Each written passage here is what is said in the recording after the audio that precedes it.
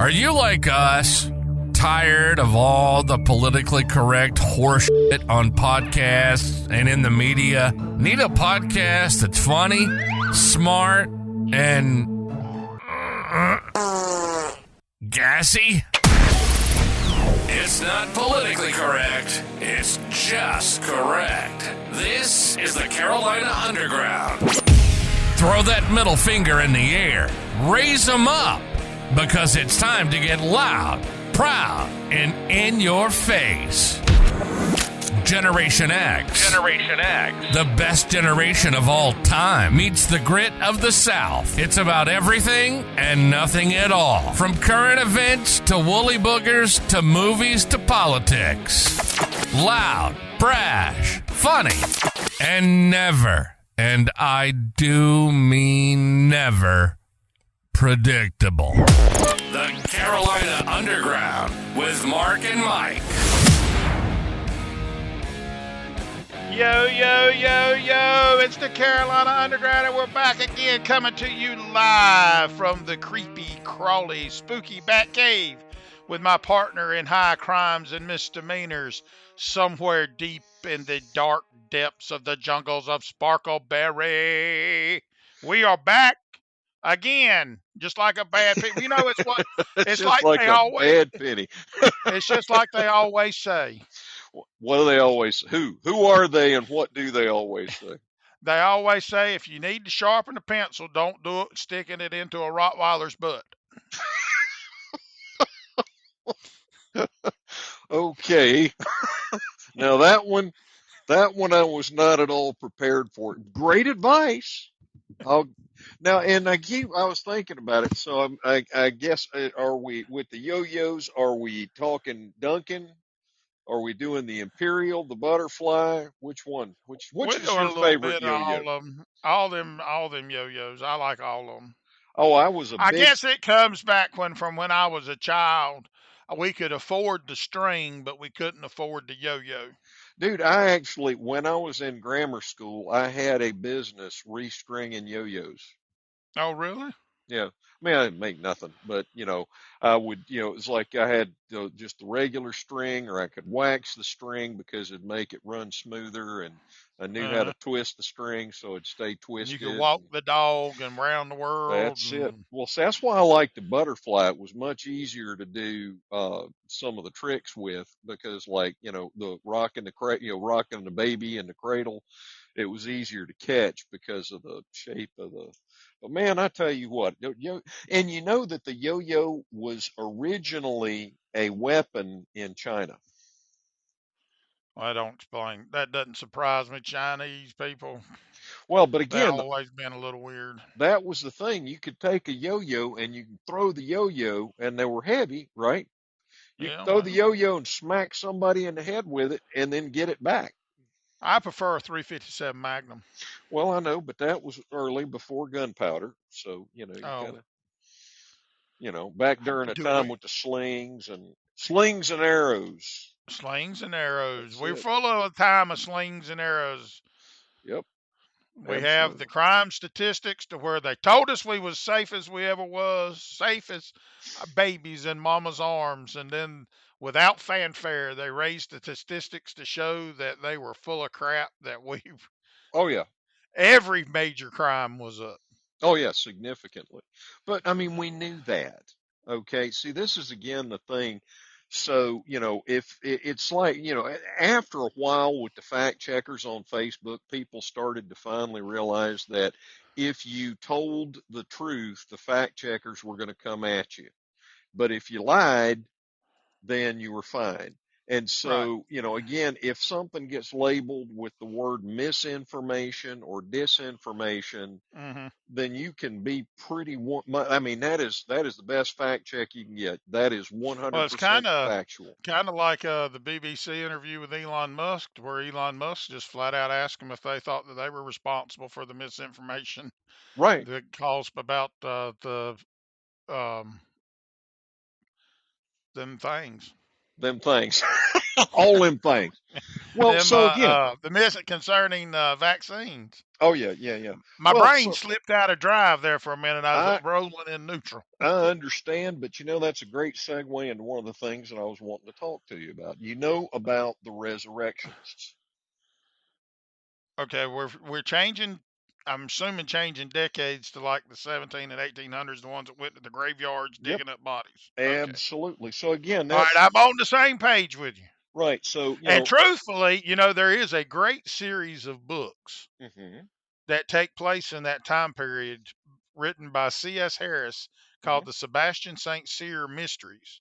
uh-huh. And one of the characters in it is a former army surgeon slash he pays the resurrectionists to bring in bodies so he can do his experiments and stuff because he's trying to work on human bodies. But I digress.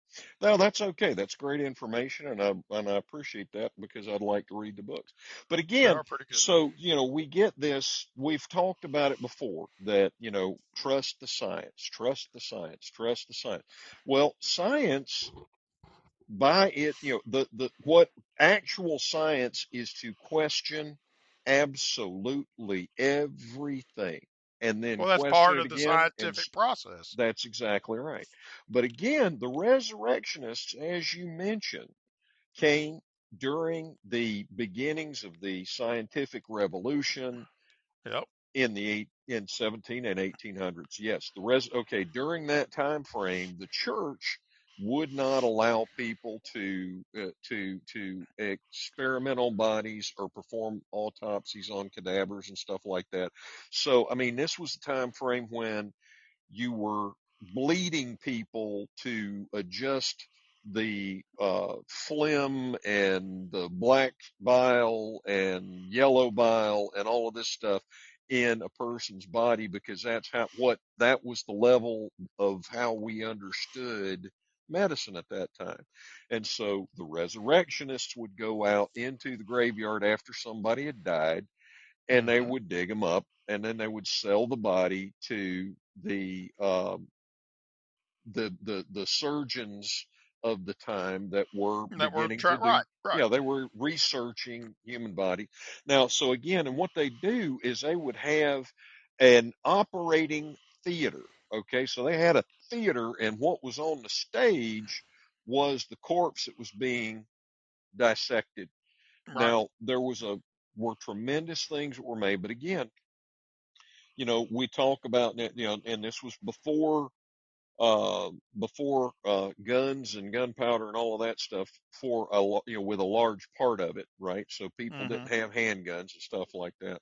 Now, so again, the more money, the fresher the corpse was, the more The more it was money worth. that you could get. And the prettier and better condition it was, the more money you could get because it was better looking and, people didn't want to see an ugly carcass being carved up.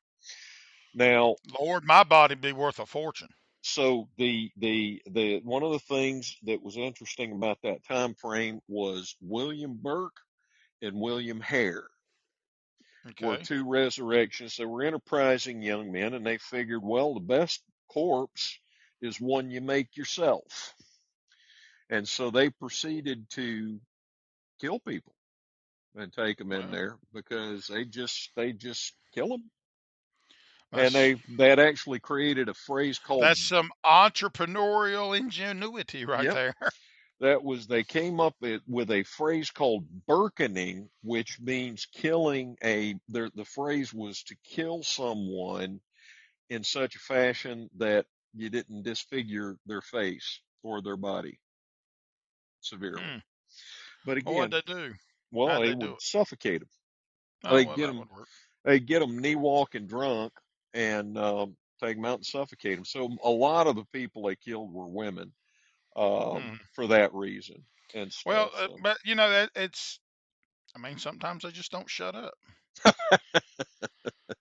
But again, so there's science has always had a A you know macabre a aspect dark to it. side to it. Right. Okay, it's like Right. everything else.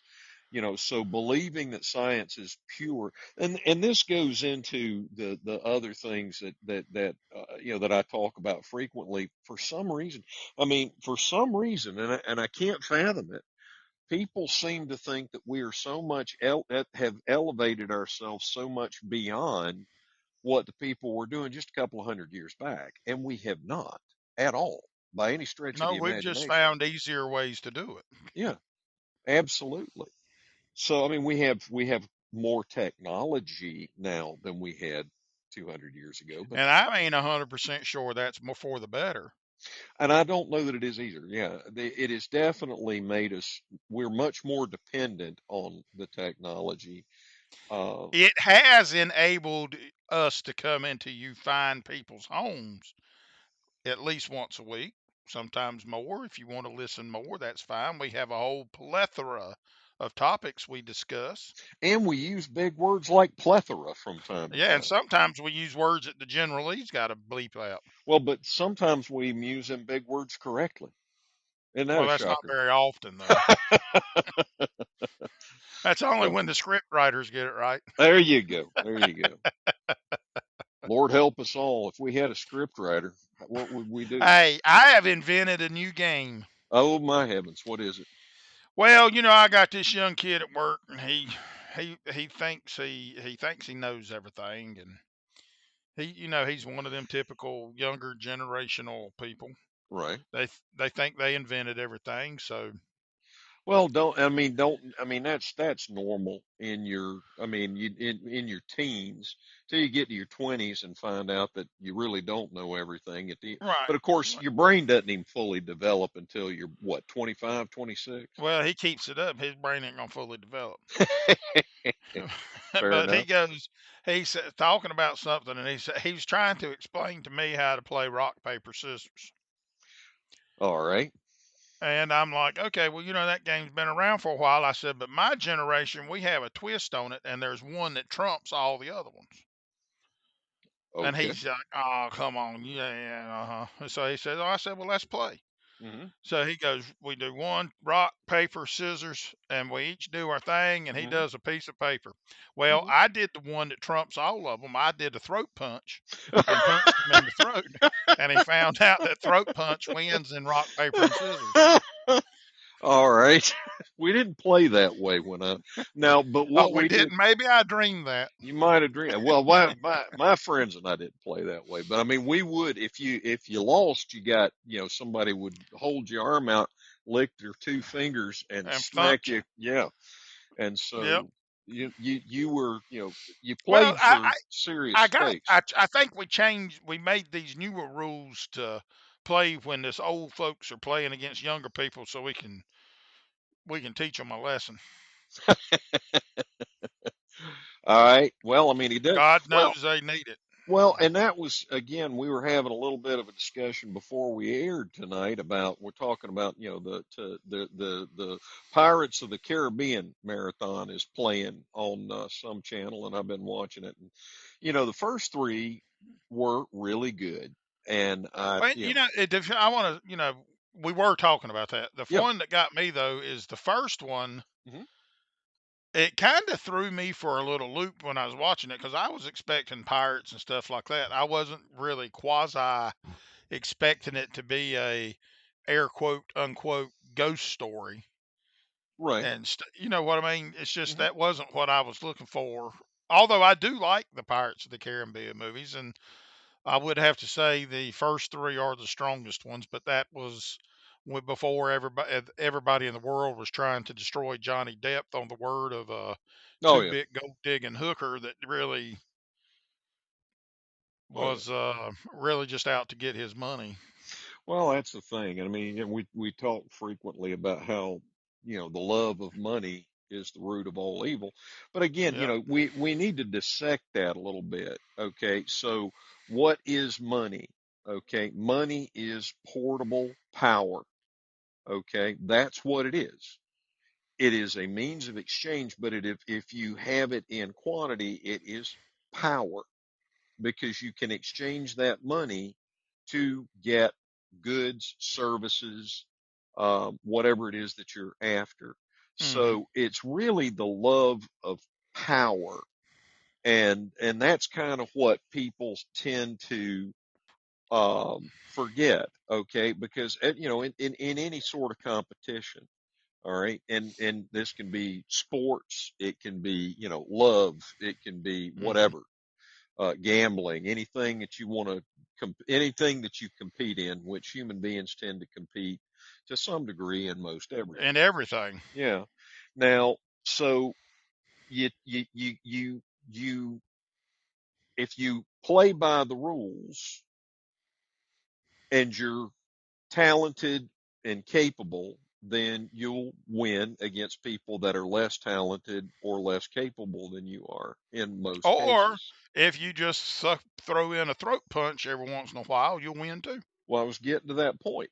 If you cheat or play by a different set of rules than the other person is playing by, That's or right. you change the rules to suit you, things of Hmm. that nature. Kind of like they do when they count votes in elections. Absolutely. Now, so then you put yourself in a position where if you have not all agreed on the rules, or it's, well, and again, I remember, in racing, in, David Pearson, um, Who? won that back way back when they were racing the Deuce Coupes, Oh, he my won a little deuce race coupe. by coming up with something that it was not forbidden by the rules. The rules said that your gas tank could only be such a size and your engine could only be such a size. I mean, it had a whole bunch of rules. But Mm. what they didn't say was that you couldn't have 16 or 20 feet of copper line as your fuel line. So he added He had about more fuel than the fuel lines. correct. So he didn't have to pit as often as everybody else did, and he won the race because he was able to stay out there and stay in front of everybody and make, you know, Well, it's kind of like in today's generations when the video game makers chastise the people for what they are calling exploits, but it's more of figuring out a strategy to beat the game that you put in front of them. well, and again, it's that is what I'm saying. It's if you find that's where again loopholes. All right, so you find a loophole like the Hmm. fuel line. Well, that's clever. It's intelligent, and there should be there you should have some sort of a reward for that. But that's the problem. So you get to this Well, he did. point. He won the race. Yeah, you get this point where people will do things that are nefarious in order to gain power and Great book, control. great movie. Yeah, absolutely. But you get so the more power Oh, that you can get, the more and if no likely people are to do things that are not the greater the likelihood people are going to cheat, right, beg, borrow, and steal, and do things that they shouldn't do in order to achieve that power. That was my right. point. But go ahead. Well, I was just going to say, and if Nefarious is a great movie. You and I have discussed that movie on this podcast a time or two. Many times, yes. And it is for free on Tubi right now. So Oh for wow. any of you that have not seen it, you can go over to Tubi and watch it for free. I highly recommend it. That is one of It the it and it but they classify it as like a horror movie. It's not really horror. It's more one of those ones that gets you thinking about your choices in life. well, to me, those are the best kind of horror movies. I'm not a Well, they big are. fan of They the are. jump scare horror movies, Mhm. because that's Well, cheap. we're in that time of where horror movies are popular now because we're at that getting toward that certain bewitching hour Oh yeah, on All Hallows Halloween Day. Eve. Yeah, That's right. absolutely. And Hmm.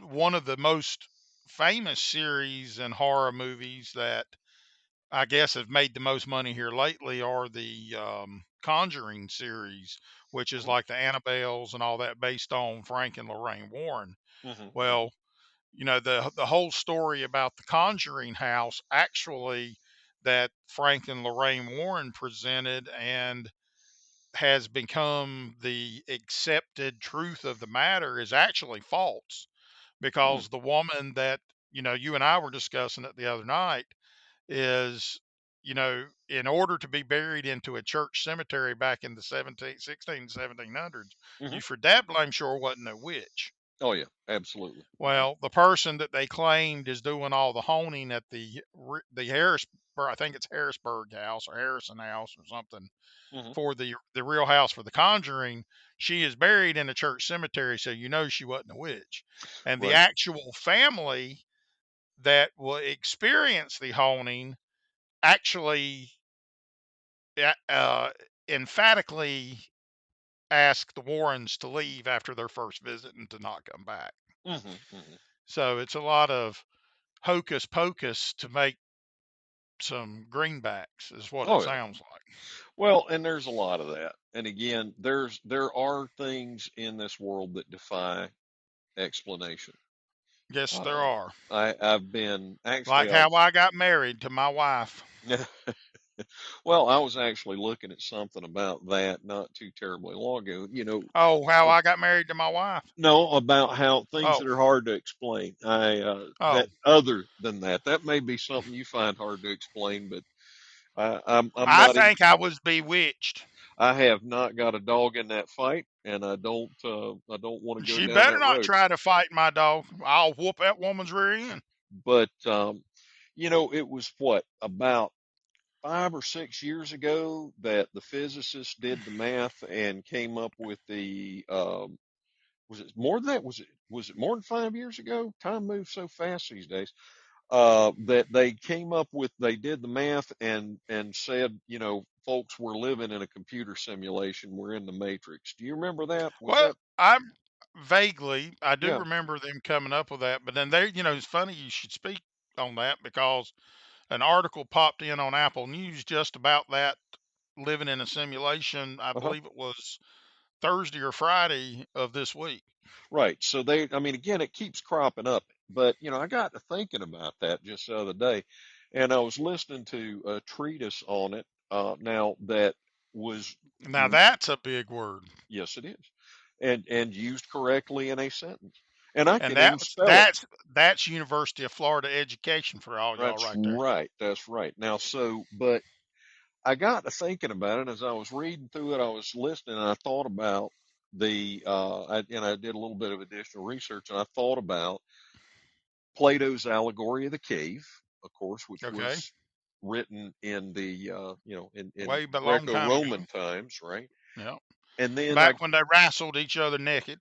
yep, and I got to thinking about the Aborigines in Australia and their Mm-hmm. concept of dream time. And then there Okay. was another fella called Neville Goddard, I believe, in the late 50s, early 60s, that was basically talking about us living in a simulation. Now, he wasn't calling it a computer simulation because nobody was using computers much back then. They were big enough to build, to fill a whole Well, building. now wait a minute though. There is conjecture on that because remember that device they found sunken in some Roman ship Well, somewhere. that's the Antikythera mechanism, but Yeah. that was an analog computer. We're talking about electronic computers, which is, of course, the Oh, digital computers in the age we. But I mean, yeah, I prefer apples. we've had analog computers of some form or fashion since the time of the Greeks, Aristotle and whatnot like that. But the point being that if you listen to these things, they all are kind of using the same or different language from a different technological time to describe the same thing. That Mm-hmm. and it really was kind of fascinating to listen to that Neville Goddard treatise about I'll it. have to I'll have to look him up. I have not been made aware of him until tonight. Well, and I hadn't become aware of him until I was looking up things on the simulation. And Mm-hmm. again, this was in 1959. So he was describing it in terms of radio or television and or watching a play. Well, I mean, they could you. I mean, you think about it. They did that. What was the movie, The Truman Show, or whatever it Right. was, where everything was. Absolutely. Hmm. Absolutely. But And yeah. you know, Mhm. it. I'm not going to. I haven't really looked into that theory in depth to where I can speak on it intelligently. Mhm. but some of that would make sense. Well, again, the point of the matter, and I've been actually looking at a lot of these after death experiences. Hmm. And, the Tibetans, when I was a kid, I did a fair amount of research on Tibetan mythology and whatnot like that. Okay. And their perspective was that your, and this is a complete oversimplification of it because entire books are written on this and we could talk about it for hours, but Well, essentially, that's just because people are real wordy. We get right to the point. well, but yeah, and essentially that you, the you that is a part of all things, Hmm. exists on a different plane of existence from this earthly plane or mortal coil, whatever you want to call it. And so you are attached by a thing called the silver cord that Okay. essentially comes into your carcass at about the same place as your belly button. Okay. Okay. Now, and we've talked about this. We have, in attempting to to fathom the mind of God with which is infinite, with a finite brain, which is human. It's There's no impossible. possibility. So, and it's the same sort of comment because your brain's not big enough to hold all of you. So you've only got a portion of your consciousness, the portion of your consciousness that can actually be in your brain, which, again, if you're playing a video game, you're sort of, you're making the character do everything. So I think about it the same way as I think about Dungeons and Dragons. The character's Hmm. doing what you're telling him to do. All right. But, there's some chance involved because that's what makes the game entertaining. Right. Regardless, Right. so and in the allegory of the cave, of course, Plato describes how we see reality as if we are looking at the shadows on the wall of a cave Hmm. and trying to figure out what's going on based on how the shadows move and what the shadows are doing. So, I mean, you can get, again, you can get fairly close with that. I always enjoyed making shadow puppets and doing that with my grandchildren now, which is a lot of Hmm. fun. But at any rate, so the point being that there's more of you than is here on this plane. Okay. Okay. And if you look at some of these after death experiences, they near death experiences where they come back after they're clinically dead for a period of time, they all Hmm. talk about stuff that's very similar to that they have understanding of things that you cannot bring back with you. You can only have so much going on in your noggin Right. here. But, again, they have scientifically measured that there is an unaccountable loss of mass at the time of death. They did actually. Wasn't that guy we were talking about that one time that was going around to tuberculosis sanatoriums? Yes, absolutely. And and there was a measure. I mean, it's not much; it's small, but But it is measurable it and it is is measurable. consistent across everybody. Yep, absolutely. So, and of course, the theory, all there, you cannot prove something scientifically. You can only disprove it scientifically. So if you have a theory that cannot be disproven, it remains a theory. That is true. Yep. But I we have went. something special for us this week too. Uh-oh, what do you got to special? Well, we're getting into that spooky Halloween season, so I have a list compiled with the help of the IGN website. All right. Everybody knows IGN, Mm-hmm. of the top 25 horror movies of all time. And I will have to admit, I was surprised by some of these because some of these I do not consider to be horror movies. All right, hit me, Jake. Let's go. All right, we're going to start with number 25. We're going to go through these pretty quick. 25. Scream from 1996. All right, yeah, there is some intrigue with that, but it's mostly jump scare. But go ahead. Right, right. 24 is Nosferatu from 1922, which they have recently colorized and is on Amazon Prime. Interesting. 23 is The Blair Witch Project from 1999. Okay. 22 is the original Dracula with Bela Bela Lugosi, Lugosi, yeah. which is Oh, actually, I still think, one of the best ones ever made. oh yeah. No, I really liked Bela Lugosi's portrayal, but go ahead. But of course, Uh, I tw- watched as a child. Go ahead. well, that's true. These do tend to hold more sway when Mhm. they are romanticized through youth. Right. 21 is 28 Days Later in 2002. I've never seen it. Oh, it's a zombie movie, but No. they're sprinter zombies. Okay. Yeah, so they're high speed Um. zombies. Well, that's fine. Hmm. They got you still double tap, shoot them in the head twice, they'll be done. Yeah, but Number they move 20. faster, so it's harder to hit them. We just get a bigger gun. Well, there you go.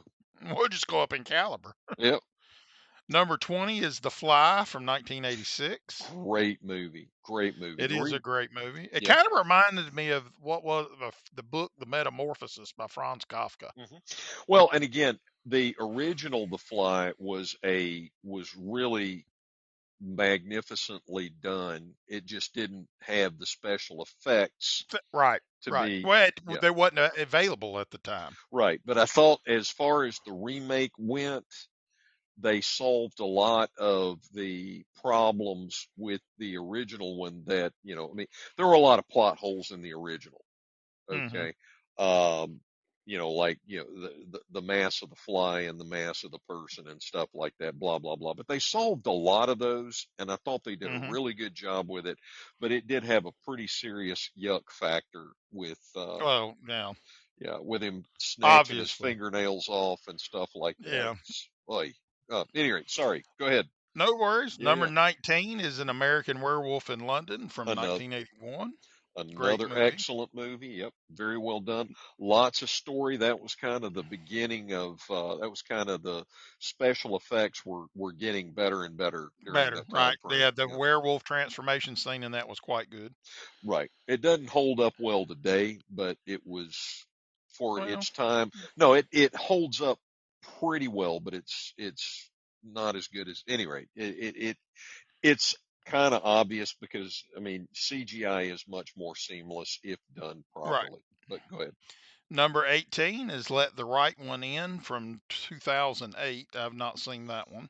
No idea. Don't know that at all. Number 17 is from 1977. It's Suspiria. Never heard of it either. No, don't know. Number 16 is Dawn of the Dead from 1978. Excellent, excellent, excellent. Yep. Excellent. Number Hmm. 15, one of my favorites, and I do like, well, some of the series, but the majority of them are quite good. Number coming in at 15 is a 1984 classic, A Nightmare on Elm Street. Oh yeah, Freddy Krueger. Hmm. Freddy Krueger, hard to Hmm. beat Freddy Krueger. Very tough to beat Number Freddy Krueger. 14 coming in from 1982 is the original Poltergeist. Yep, that was extremely well Good done. movie. And that Com- one was kind of that preacher guy in that movie, he was freaky. oh yeah, they. He was still freaky. He looks like Joe Biden. Oh, absolutely. But again, but he's more articulate. Well, But that's true.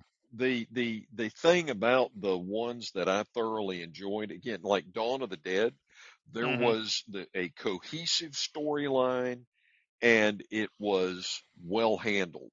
They Right, didn't lose track of the story while they were writing it. right. And So, I'm putting in the years in these because some of these are remakes to let you know that all the hmm, time hmm, remakes are not usually better. right. But go All ahead. right, number 13, we're at The Thing from 1982. Again, excellent, excellent. Hmm. Number 12, Hmm. The Texas Chainsaw Massacre from 1974. Right. And now, so the 1974. Yep, absolutely. Hmm. Number 11 is Rosemary's Baby from 1968. I remember, but I don't know that I've ever actually seen it. I haven't seen the original one. I've seen a remake of it, but I haven't seen the original. Yeah, I think I've seen the remake. I don't think I've seen the original. All right, number 10. We're Hmm. cracking the top 10. Hmm. Is Night of the Living Dead also from 1968. Yep, absolutely. Number 9 is Evil Dead 2 from 1987. Yes. I've never seen it. Believe it or Oh, not, I have never seen it. okay. So the Evil Dead 2, the originals were Evil Dead 2, and Army of Darkness. Okay. Now, so the Now, Evil wait a minute, Dead. wait a minute. I'm going to stop you, though. Okay. I have experienced the Army of Darkness because Uh-huh. Bones Coffee makes a coffee flavor named the Army of Darkness. Well, so did you watch the movie though? No, but I've had the Ah, coffee. well, so again, when Evil Dead was originally done, they did not for it to be a cult classic. Well, that's like like the Lost Boys Right. and all of that. But it was, Bruce Campbell he is, his ability to overact in the moment is comparable to William Shatner. And the storyline was intriguing, but again, the whole thing became an absolute cult classic. Hmm. The story in the Evil Dead 2 is essentially the same story as the Evil Dead 1, but at this Hmm. point they realized that it was a farce, and so they made it a little more farcical. But Army of Darkness, you I highly recommend. Now, it's very, very high on the gross, gory factor, but I Hmm. highly recommend. That is one of my favorite series of movies, and I'm a huge fan of Bruce Campbell. Oh, awesome. Yeah. All right. Well, number 8 is not one that I would consider a horror movie, but I guess it would be considered. It comes in from 1991, which is The Silence of the Lambs. Oh yeah. All right. Clarice. Yep. You want some liver and some fava beans? There you go. I couldn't do that because I'd spit coffee everywhere. Number 7, Don't Get Caught in the Deep, baby. Jaws, Yep. 1975. Jaws, 19. Yep. Absolutely. Great movie. Number 6 is Alien from 1979. Another great movie. Yep. Number 5 is The Bride of Frankenstein from 1935. And that actually, yes, with Boris Karloff. Yeah, Karloff as absolutely. Frankenstein. Yeah. That's right. And of course, he played Frankenstein in Hmm. the Frankenstein movie. Yep. Number 4 holds a special place in my heart. Hmm. Oh, I love Jamie Lee. Hmm. The original Halloween from 1978. Right. Jamie Lee Absolutely. was so pretty. Yep. She has me eating Activia. Number 3, Alfred Hitchcock classic Psycho from 1960. Absolutely.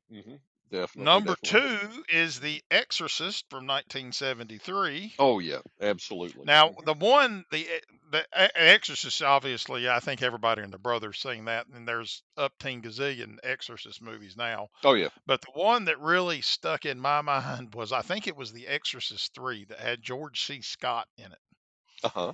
And it took place in like part of a hospital. Right. And it had old people that had dementia, Hmm. and they were sitting there talking. George C. Scott was playing a police detective, and Hmm. they were talking and talking to the nurses, and one of these old women were just crawling on the ceiling like a cockroach. Yep. And that has stuck with me ever since, and it just still gives me the heebie-jeebies today. I understand. Hmm. And that brings us to number 1. And what is number one? Well, I'm going to let you guess. I'm going to give you a year, and let's see if you can tell me what it is. All right. 1980. 1980. Yep, 1980. It says it's the number 1 horror movie of all time. I'm not so sure I agree with it, I don't but agree with it. I don't remember anything from 1980 that was scary. And to and me, it would Stephen be. King even hated it. The film adaptation of The Shining. Oh, really? Yeah, no, I Yep, don't. I'm sorry, that didn't. I have never watched the movie. I've I've read the slept through it. book. I have never watched the Oh, movie. now you've read the book. The movie is completely different than the book, Yeah, and that's why I didn't watch it and that's why because Stephen King doesn't like the movie, is because he says it did not. They did didn't not do capture the what book. right. Well, Right. so, and that's, I mean, to me, again, yeah, I can't comment on it because I've never watched it. But to me, Red rum, red rum. yeah, one of the scariest movies I think I have seen in my life was The Ring. I just thought it was so very Hmm. well handled and the effects were so well done. I found it to, and it, and Well, and you again, know, and there's a lot of great horror movies out there, and mhm, usually they tend to not really be heavy on special effects. right. They're not heavy on gore, They but make you they're the think. ones that make you think that Yep. where you're looking at every dark crevice Hmm. that you think something is going to be peeping out behind it or coming out of. Well, and the personal story that I'll share about The Ring was there was one scene in the movie where the creature, the monster, was Hmm. coming up underneath somebody's bed covers. Now we've all had that waking up. I don't think there's anybody that has escaped from that feeling that there's a monster under your bed. Okay. I Hmm. think everybody's had that fear at some point in their life. They woke up in terror because there was a monster under the bed or a monster in Hmm. the closet. But the monster was coming up under the comforter of the bed. Okay, so that's a special hell right there. Now Yeah, they can have part the of it, bed. the second part of that was I had the exact same comforter on my bed Oh at that Lord, time. I believe I'd be going to Walmart. Well, and that's what I was laying there, and I remember thinking, what in the world? Are you 13 years old? I was having trouble going to sleep because I was looking at that comforter and going, I best not lift this thing up. And see, and now if you're with me, it could be kind of there could be something under there because sometimes Flossie got gas. Yeah, there's another, yeah, the old Dutch oven. That's right. Flossie could have some gas. Oh my goodness. All right, well, I can't say that I agree. I don't agree. Like some of these, I'm like, I don't. I guess Jaws was made as a horror movie, but I don't classify that as a horror movie. Well, it was though. Don't, Well, it was, but by today's standard of a horror movie, I don't think it fits in that criteria. well, yeah, again, it's got to be a matter of, Well, because there are a lot better shark movies than Jaws, particularly Sharknado. the original one. Well, I don't know if I go quite that far, Why is it always sharks? Which but well, you Sharknado know, are but we? Yeah. because everybody's scared to death of them, they don't want to get eat. Well, and that's what one of my favorite shorts that I've ever seen was there's a shark in the pool, and they Hmm. had a shark in the pool, and all these people kept getting in the pool and dying, and there's one guy in the whole thing that keeps going, "Don't get in the pool," and everybody, but it's such a nice pool. Well, and it's like they got it's kind of reminds me of the Calvin and Hobbes strip to where Hobbes is Calvin's walking into the bathroom to get ready for his bath, and he has his rubber duck and says, "Oh, Calvin." Hobbes looks at Calvin and says, "Oh, that's pretty cool. Do you like your duck? Why do you always have this duck with you?" And Calvin is putting it in the bathtub, and he says it's to test for sharks. Well, and that's one of the things. There was some comedian that was talking about shark infested waters. He said, that's not fair. That's where they live. Well, that is true. We're the ones that are infesting their waters because we With don't live there. microplastics. Well, that too. Yeah, absolutely. This has been enjoyable. We haven't even talked about the 500-pound gorilla in the room. Oh, Lord. Bring it up. Hit it. Well, our Kamalama Ding Dong, Yeah, yeah, yeah. our whistleblower in chief, Yep. had a meltdown on Fox News. Yeah. With Um, Brett Baer where they kept waving her off because he was asking her actual questions. about the Yeah, fact that she she's been couldn't in, answer. that she's going to make this big change from when she's been in office for the past 3 years, but she can't tell, or past 3.5 years, and can't tell Yep. you what it is. That and the fact that I seem to remember her talking about prosecuting people, the leaders of oil companies for green Yep. initiatives and stuff like that. But now she's trying to Hmm. say she's oil's best friend. Yeah. I do know that they said that, in a lot of places early voting has started and they've seen record numbers of early voters. And I don't know if that's legit or not. I still am a proponent of if you're not in the military, you need to vote on voting day. No ifs, ands, or buts about it. That's just the way it is. Well, and I can tell you from personal experience that there were busloads of people going to the polling places because there was one of them right next to my girlfriend's house, and those son of a guns blocked traffic on the road getting to my girlfriend's house for 20 minutes, and Hmm. I couldn't get around them. And but here's my thing about early voting. The thing that bothers me about early voting is that your hand is tipped and they know how many votes they've got to get in order to cheat. Right. Okay. That's why Um, I still say everybody should have to vote on election day, I agree. I, period. I think it should be a national holiday and that everybody should go. And and again, it's your duty. If you are a United States citizen, it is your duty to vote. Okay, I think you should have to have a voter. Well, I think you should have to have a driver's license, and your driver's license should state if you are a United States citizen or not. Hmm.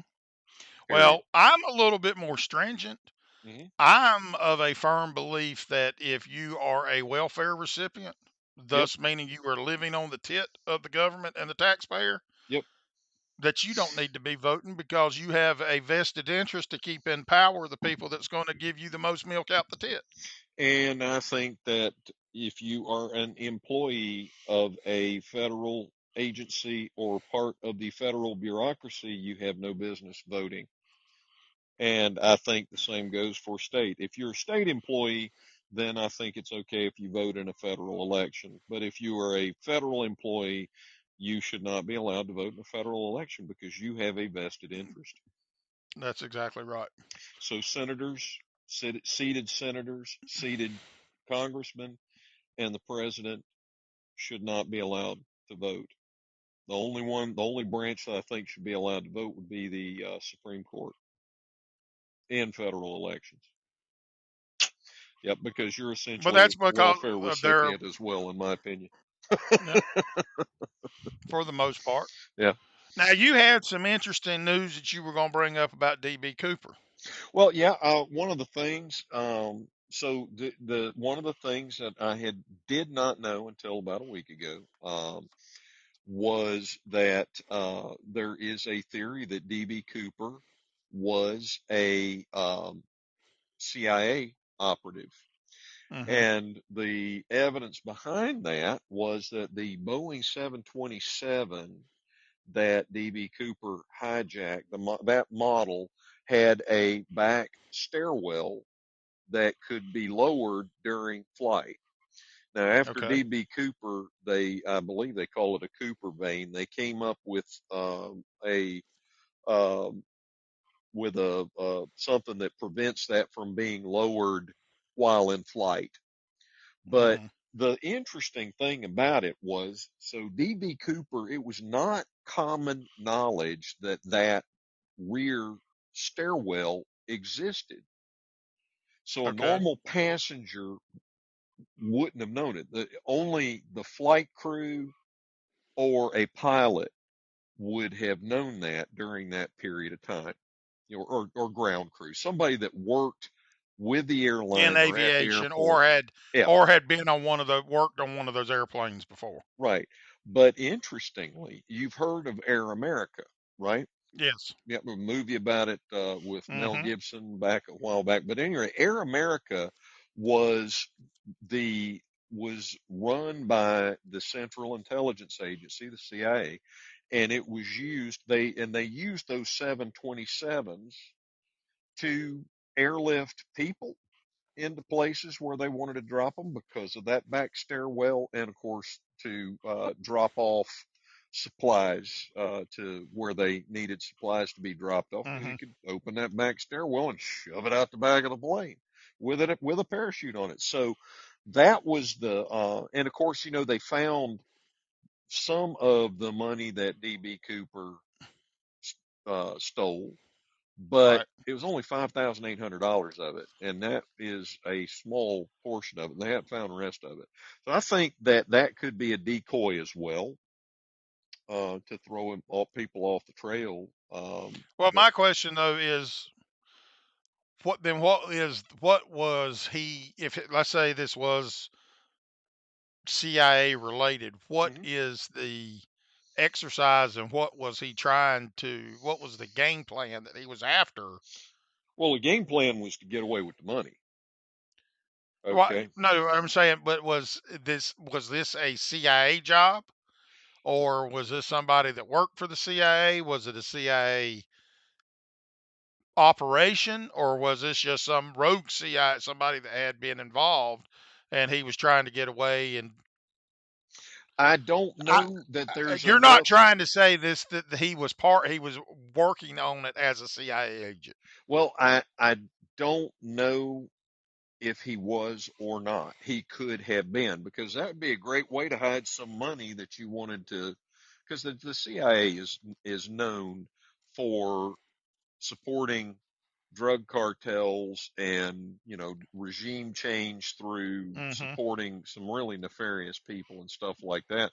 And of course, periodically you get situations like the Fast and the Furious, when you have somebody committing an actual act of journalism and you know showing what kind of nefarious crap the government employees are actually up to Two with on our our tax dollars. with our Mm. tax dollars.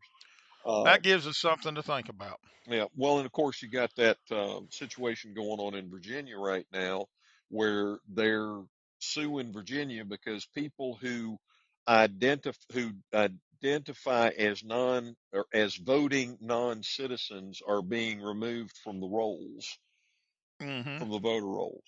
Um, Last time I checked, it wasn't supposed to be on it in the first place. yeah, that's kind of what I thought, and but the federal government, of course, wants them all to vote for Kamalama Ding Dong, because anybody that's got a pulse Well, is that's because not she gonna. ain't had time to get around to blowing all them whistles. Yep. Well, she's blown as many as she can probably get around to. That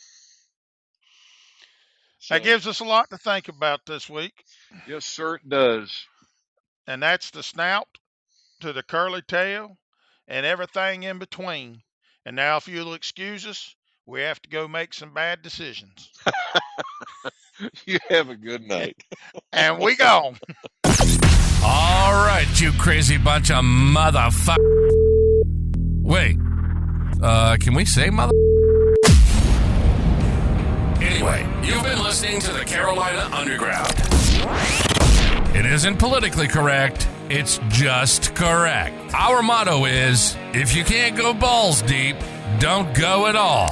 Actually, that's not our motto, and I'm sorry, I don't even know what that meant. All right, we gotta go. We hope you enjoyed the show. And if you didn't, we hope it really pissed you off. Follow us on Twitter at Carolina UNDGRND Underground, get it? Or drop us an email at Carolina UNDGRND, get it? At northstate.net. We want to hear from you. Y'all be cool. See you next time on Carolina Underground.